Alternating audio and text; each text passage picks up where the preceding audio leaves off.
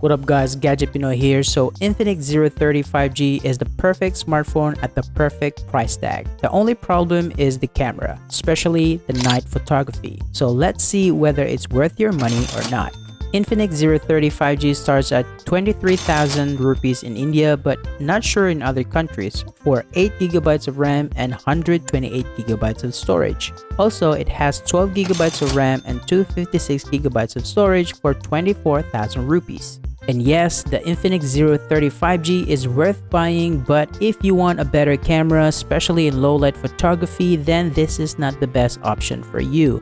But yes, it does have a powerful battery life, 68-watt fast charging, and even a curved 144Hz AMOLED panel display, which does fill the camera gap. I don't know what Infinix has done with cameras. The daylight photo comes great. It feels that Infinix has worked on them, but when it comes to low light, it feels like this cannot be a 24,000 rupee smartphone. The night image are not good at all. The biggest downside of the Infinix Zero 30 5G is the low light photography. Other than that, there is nothing bad about this device at all.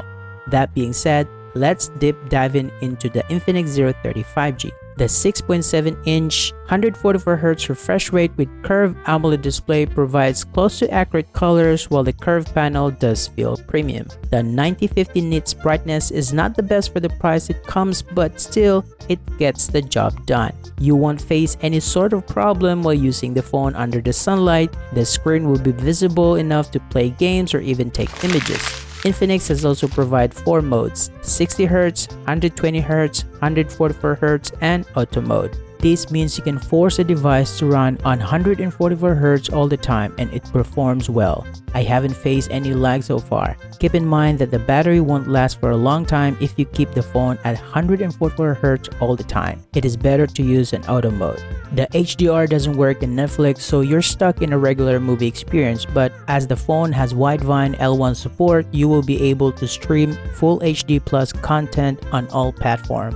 The in-display fingerprint sensor works well. It's nothing extraordinary. One more thing, the phone has a curved display, so it will be hard to find a proactive glass. What I'm saying is be careful because curved display have a higher chance of breaking. The Infinix Zero 30 5G comes in 2 color options. Golden Hour has a glass black, while Rome Green has a leather black.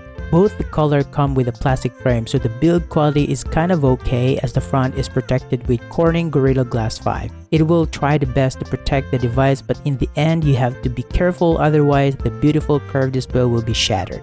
MediaTek Dimensity 8020 is comparable to the Snapdragon 870, so yes, the performance is not a big issue with the Infinix Zero 30 5G, whether you want to play games like BGMI or even COD Mobile. You will get the best gaming experience. Now of course, it won't give you a performance like a Snapdragon 8 Generation 2, but for the price of 23,000 rupees, you will get the best gaming experience.